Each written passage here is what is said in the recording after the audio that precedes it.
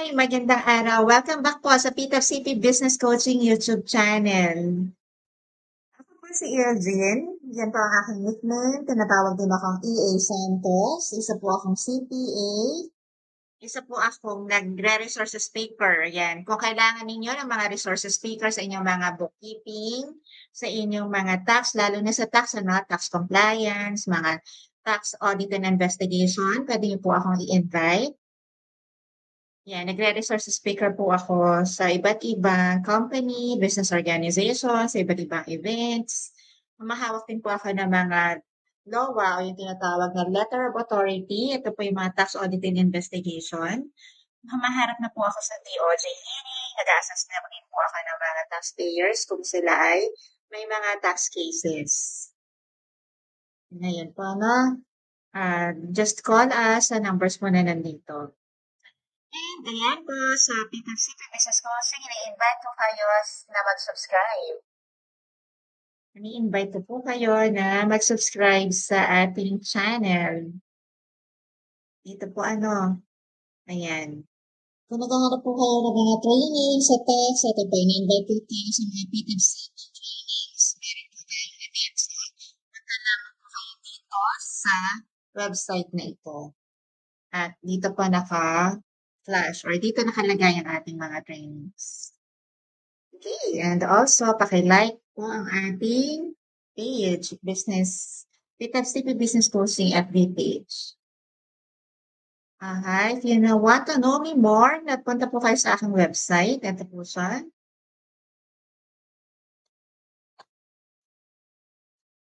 Okay, punta na po tayo sa aking lecture. Hi, good day. Welcome back sa ating lecture. Itutuloy natin ang ating lecture tungkol sa invoicing under EOPT law. The last time, pinag-aralan natin ang tungkol sa serye 1, mga batas sa invoicing under EOPT law. And then sa serye 2, yung iba't ibang klase ng invoices. Ang pag-uusapan natin today ay, bago tayo mag-usap, in-invite kita sa bookkeeping, what business owners and online sellers need to know on August 23, 1 p.m. to 5 p.m. Mag-register na po kayo dito. Maganda yung topic natin. Tuturuan ko kayo mag-interpret ng financial statements, ano yung mga bookkeeping concepts na dapat na alam mo, what are the books of accounts to be used, understanding account titles, understanding debit credit, understanding column headings, how to create bookkeeping entries, trial balance, and financial statements, and what are the effects of recorded transactions on law or ELA. Meron din free consultation, free tax consultation. And then August 30, ayan, ELA or law 1. And what to watch out when letter of authority is served, no? Yan, itong pag-aaralan natin. Understanding letter of authority, kinds of ELA or LOA, what are the investigating officers who they investigate? When ELA is being served, creating your ELA or LOA defenses, letters and notices to be served when you are under investigation. Your rights to audit due process. Oo, tulad handle LOA na ikaw lang, lalo na kung first timer ka, kailangan mo ng professional help. At bago yun, kailangan alamin mo muna itong mga ito. Okay, so ang pag-aaralan natin today ay ito. Back to invoicing. Ano yung dapat mong inaalam pagka ikaw ay VAT-registered entity or VAT-registered person under the EOPT law? Ano yung VAT invoicing ng isang VAT-registered entity, no? So, una, dapat inaalam mo yung definition ng VAT invoice. Ano ba yung VAT invoice na yan? Written account daw. Pagka sinabi written account, hindi naman necessarily ibig sabihin sinulatan, no? Yung nagsulat manually. Kasi meron ng digital na invoice or electronic receipt or invoice na electronic invoicing. So, pareho lang ibig sabihin ng written account o yung either electronic yan or manual, evidencing the sale of goods, properties. So, alam mo na, under sa EOPT law na invoices na ang ini-issue, di ba? Regardless kung goods yan, properties yan, or services. Kasama na rin yung leasing ng properties. Okay, ini-issue to ng VAT seller, di ba? VAT registered seller. Ang non-VAT or yung percentage tax seller, hindi pwedeng mag-issue ng VAT invoice. Tandaan mo lang ha, paano mo malalaman na ikaw ay VAT registered? Tignan mo yung iyong COR. Kailangan may value added tax doon, no? Sa iyong tax type. Kapag wala, ay hindi ka VAT registered. Alright, so yung VAT invoice, ayan daw, no? Okay, subject to VAT issue to customers, no? Or buyers. Ganito ha, kung ikaw ay VAT registered seller, so pwede ka nagbenta sa VAT registered customer o kaya non-VAT registered customer o kaya yung mga percentage tax registered customer. So regardless, hindi mo titignan kung ano yung pagiging yung business tax nila. Tignan mo yung sarili mo, yung point of view mo, yung sarili mo as a seller. Kapag ikaw ay VAT registered, VAT invoice ang iyong show. So, itong VAT invoice na to, ito yung magiging basis mo ng output tax. Diba? Kapag VAT registered ka, supposed to be, i-remit mo yung output tax mo yan.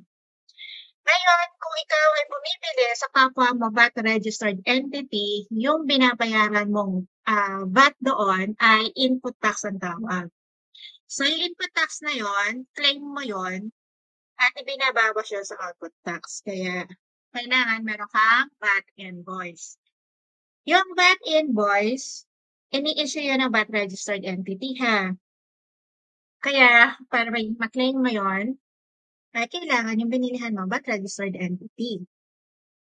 Alright, so tandaan mo lang na itong RR 7-2024 ito ay yung pinaka-Mother RR under EOPT law. Mother RR is Mother Revenue Regulations under EOPT law na naging effective noong January 22, 2024. So, dahil VAT registered entity ka, ano yung dapat mong tinatandaan? Yung Section 113 ng Tax Code. Yung Section 113 ng Tax Code, no, inilagay na ng BIR dito sa RR para kung sakaling wala kang tax code na dala, at least na re-remind ka, no, dito sa RR na ito. Importante itong RR na to, no, kapag ka ikaw ay nalowa, ito na yung gagamitin laban sa'yo. Sasabihin nila in violation of Section 113 in relation to RR 7-2024. Yung RR 11-2024, ito yan, in-amend niya yung RR 7-2024. Pero kasi ito ay about the deadline lang, itong RR 11-2024. Ito pa rin ang mananaig, itong RR 7-2024. Now, ang kailangan mo tandaan bilang VAT registered entity, kailangan ikaw ay nag-i-issue ng duly registered VAT invoice. So, pagka sinabing duly registered, kailangan naka-ATP yan ay naka-authority to print. Now, yung mga nakahabol sa deadline na July 31 na ipa-convert yung kanilang official receipt to sales invoice, ayun yung duly registered VAT invoice mo. So, kung hindi ka nakahabol sa July 31, kailangan magpagawa ka ng VAT registered, yung duly registered VAT invoice mo, magpagawa ka ng ATP, authority to print. So, mag-i-issue ka nitong VAT invoice saan pagka nagbenta ka, nag-barter ka, nag-exchange ka, or nag-lease ka ng goods or properties, at saka nag-render ka ng services. Yan. Regardless of amount. Ito ang iyong tatandaan, no? At saka itong word na every. Yan. So, ibig sabihin, kahit piso yung binenta mo, kailangan mag-issue ka ng resibo na VAT invoice, no? Ma'am, di ba resibo? Invoice na nga, bakit nagsasabi ka pa rin ng resibo? Hindi naman ibig sabihin na resibo receipt. No, sa Tagalog kasi, sa Tagalog, tinatawag natin yung mga source document na resibo. Pero yun na yun, na invoicing na yung or invoices na yung pinaka-resibo na gagamitin mo under EOPT law. And yun, yung VAT invoice, ito na nga, ito yung evidence. Evidence, yan, na merong binenta ng goods and properties o kaya nag-render, nagbenta ng services or nagpapaupa ka. Regardless mo ito ay cash or on account. Yan. Ilan pa sa mga importante na kailangan mong lalong-lalong tinatandaan, no? Ibig sabihin tinatandaan, ito kasi kapagka wala itong mga information o may mga pagkakamali kang maganap or magawa, may kaukulang penalty. Humahawak ako ng mga ng tax case, ng LOA, ng SDT. So ito talagang paborito ito ng mga BIR examiner na i-check against Section 113 yung iyong source document. So ibig sabihin, i-check nila isa-isa yung iyong dokumento. Tapos may mga nagtuturo dyan na, sus, hindi naman nila gagawin yun. Ay, doon ka nagkakamali. Ginagawa nila ang pagkalkal ng mga dokumento isa-isa. No? Yeah, oo, totoo yun. Oo, umaakyat na ako sa DOJ. Ito yung kanilang mga issues. Itong tungkol dito sa kulang-kulang na information doon sa iyong invoices. Ngayon, huwag makukulitan yung mga cashier. Kayong mga business owner, kayo ang responsible para maturuan inyong mga cashier na yung information na dapat ilagay or contain sa isang VAT invoice ay nasusunod. No? Alright. So, ano ba itong mga information na dapat nasusunod, no? At saka yung mga cashier, kapag pabalik-balik na pinauulit or pinalalagay yung tamang information sa inyo ninyong customer or ng inyong mga buyer, huwag kayong magagalit. Tsaka dapat kasi talaga updated kayo. Kasi ako minsan bumabalik ako ng 3 beses, 5 beses. Chine-check ko kasi yung resibong ibinibigay sa akin. Lalo na kung yung resibo na yan ay for reimbursement ng kliyente namin. Kasi madi-disallow yung resibong yon o yung invoice na yon kapag hindi kompleto yung information. Kaya again ha, kayong mga seller, magkaroon kayo ng malasakit sa pag-i-issue ng resibo para sa inyong mga customer, no? Magkaroon kayo ng malasakit sa inyong mga customer. Kasi yung mga customer ninyo ang mananagot naman sa BIR, i-disallow yung mga invoices na in-issue ninyo, hindi naman nila kasalanan, pero dahil sa sa kawalang kaalaman o kulang-kulang na kaalaman ng inyong staff, ng inyong mga cashier o kung sino man yung nag-i-issue ng invoice, dahil dyan, nagkakaproblema ang inyong customer. Kaya please, no? Turuan ang inyong tagagawa ng resibo. O kung ikaw ang tagagawa ng resibo, ito tatandaan mo na. Ito ng OO7-2020. Sa VAT registered entity. Ito. Kailangan yung iyong resibo o yung iyong invoice, no? Ang sabi dyan ay, merong nakasulat na VAT registered. Yung VAT registered niya yan, pinapalo na niya daw yung seller's tax identification number and branch code. Sa parang example ito, di ba? Saan mo nakikita to? Sa header ng iyong resibo. Sample, ito, di ba?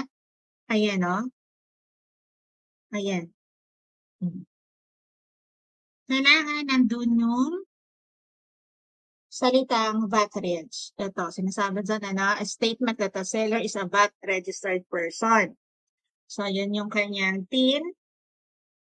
Ito, ayan. Yan yung kanyang TIN. Tapos, ito yung branch code. Tapos, magpagawa kayo 5 na yung 000 dito. Kasi 5 na yung ngayon, yung pinaka-updated na. Yun. At saka ito, chine-checkan to na tinitingnan, binubusisi ng BIR examiner. Ito. Yung total amount which the purchaser pays or obligated to pay, ito yun na kailangan mo. Yung includes the VAT. So, ibig sabihin kapag ikaw magpe-presyo, VAT inclusive na yung amount mo. So, kung halimbawa, binibenta mo ng 1,000 yan, yung 12% is 120, di ba? So, dapat yung SRP mo is 1,120.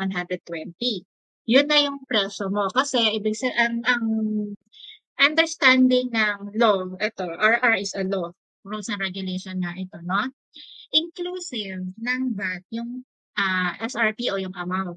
So, kailangan, siya, no? VAT inclusive. Yun.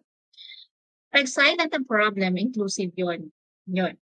O ano pa yung tinitingnan ng seller or ng examiner? Ito, yung VAT amount shown as a separate item. Itong VAT amount ng ating output tax, no? Kailangan naka-separate daw yan. Ibig sabihin, susulatan mo to. Cashier, makinig ka, no? Eto, susulatan mo yung portion na yan. Yan, yung, likod naman to sinusulatan. Ayan, no? Ako kung bakit minsan 3 beses, 5 beses, paano hindi sinusulatan lahat? Kaya pagka nakikita ko, wala. Mag-ano ka, magtyaga ka. Kaya parang hindi pa balik-balik sa iyo yung kumukuha ng resibo. Ay, lalo na ikaw pagka inutusan ka, no? Kung ikaw yung messenger, inutusan kang bumili ng ganyan, i-check mo isa-isa, ito, kung yan ba ay sinulatan. Kasi, requirement yan ng batas. No, kailangan susulatan nyo. Kapagka ang benta daw ay VAT exempt or exempt from VAT, ito yon. Kailangan itong word na VAT exempt sale ay written or printed doon sa invoice nyo. Kung ang binenta mo ay subject sa 0 VAT or 0%, yun ay 0 rated, yan dapat daw ay nakasulat or printed. Ngayon, dito, kung kombinasyon ng binenta mo sa yung taxable siya or exempt siya or 0 rated siya, kailangan i-breakdown mo. No? Yun, ito, susulatan mo to, ito yung breakdown. O yan yung battable, yan yung exempt, yan yung 0 rated. So, kailangan, kung kombinasyon, susulatan mo. Diba? Kung paano ka hindi naman kombinasyon, i-dash mo yung wala, yun. Kapag walang 0, yung laman, walang laman, lagyan mo ng dash or 0. Para ibig sabihin na talagang walang laman, hindi nakalimutan lang. Kaya, kasi unang iisipin ng, ng BIR examiner, kung walang dash, yung mga yan, ibig sabihin, nakalimutan mong sulatan. So, para hindi isipin na nakalimutan mong sulatan, lagyan mo ng dash or 0. Yun. Oh. So, yun na. Ito, kung ang gusto mong mangyari, kung kombinasyon ng benta mo, pwede namang isang resibo lang, basta i-breakdown mo. Pero, sabi, yung seller pwedeng mag-issue ng iba't ibang invoices. O, ibig sabihin, seller may issue separate invoices para sa taxable, sa exempt, saka sa zero rated. So, sa isang transaction mo na kombinasyon, pwedeng 3 yung invoices na i-issue mo. Yun ang ibig sabihin nito. Oh, dapat malinaw ha. Alright, now, ito sa number 3, ito ang isa sa kung bakit kailangan makulit ka at bakit mo ibalik-balik dapat dun sa cashier. Kailangan kasi isusulit ni cashier yung date of transaction. Yung date of transaction, lagyan mo ng year. Kasi, meron nag-i-issue ng resibo, kunyari August 20, tatanggalin yung, or hindi ni sinusulat yung year kasi naman daw, kung taon, understood naman na 2024. Mind you, after pa ng April 15 next year, ang pwede ka ma-issuehan ng LOA. Paano kung after 2026 ka-issuehan ng LOA at yung year na current ngayon is 2024, hindi niya sulatan? So, i-disallow ng BIR examiner yon. So, kailangan, kasama ang taon, yung year. So, August 20, 2024, dapat ganun. Tapos, yung quantity, yung unit cost, yung description, at saka yung nature, kung yun ay service. So, yan. Kaya yun, maging makulit ka. Ayan. Pagka ganito na tsura ng iyong official receipt na pinaka-convert mo, saan mo isusulat yung mga yun? Dito ba? O ayan, dito daw ang nature of service. Tapos ito, ayan, pwedeng dito ang quantity and unit cost. O kaya dito. Yan, dyan. Yun. Ganon. Ganon mo siya gagawin. Okay? At saka ito yung converted ito yung converted na itsura ng OR. Yung gumamit na C.1.2. Yun. O yan yung kailangan mo sundin. Etong number 4, sinabi na nga din kasi na bawat transaction, ayan, every, regardless of amount, kaya itong number 4 is redundant kasi sinasabi naman dito dapat mag-issue. So, kailangan sundin mo na lang lahat kung anong meron dyan. Now, eto ang pinaka, huwag mong kakalimutan, etong number 5. Akala mo lang, 4 lang ang dapat mong tandaan bilang VAT registered entity or VAT registered person? No. Kailangan mo na Other information required under Section 6B. Kailangan naka-indicate din doon. Sabi dito sa VAT invoice. Talaga ba, ma'am? Yeah. Yung section 6B nitong regulation ito, nitong RR na to, yan. Yung una yung section 237 na nakikita mo sa, no? There are 21 items. So, ito, section 6B. Where is the B? Here. O, tignan mo ilan yan. 1, 2, 3. Yeah. Yeah. So, bale, pagka magbabasa ka, kung ikaw ay VAT registered entity, unahin mong basahin itong section 6B bago yung section 3B. Yan. O, di ba ba? Yeah. So, ganun na ganun. Ganun na ganun ang gagawin mo. Ito nga, pag na-discuss ko ng seryeng ito at a later time in the future events, iisa-isahin ko yung Q&A. Pero for now, ito yung kailangan mong, isa puso. Kung ikaw ay VAT registered entity, ito yung kailangan mong gawin. Again, sa August 23, meron tayong bookkeeping, what business owners and online sellers need to know, and what to watch out, and what to watch out when letter of authority served sa August 30. And sa September 6, yung MS Excel for bookkeeping and payroll. Ay, ito ituturo namin sa inyo. Magaling yung magaling si sir. Ituturo namin sa inyo kung paano no? Yung mas yung Excel, mas makapag-speed up ka ng yung ginagawa.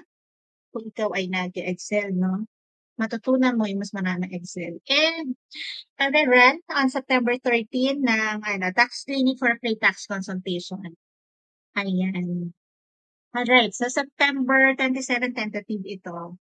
Yung tax compliance. Pero parang may schedule kasi ako at the end of September 27. I'll check kung matutuloy itong 27 na to. Pero for now, yun na muna siya. Okay, so, paki-subscribe po ang PWCB Business Coaching YouTube channel. And, paki-share yung paki-share itong mga videos. Yes, in-encourage ko kayo i-share kasi nakikita ko ako yung hindi sa pagbubuhat ng sariling bangko, magaan naman kami minsan. No. When I discuss kasi i-share yung mga aktual na nangyayari sa totoong buhay. Ano ba yung, bakit kinakailangan-aralin yan, ano nangyayari sa DOJ, sa hearing, yung mga ganun-ganun. Kasi, bukod sa theory tayo sa aktualan. Kaya yun, mas na-encourage ko kayong, i-share yung mga videos na nagagawa ko. Alright, see you!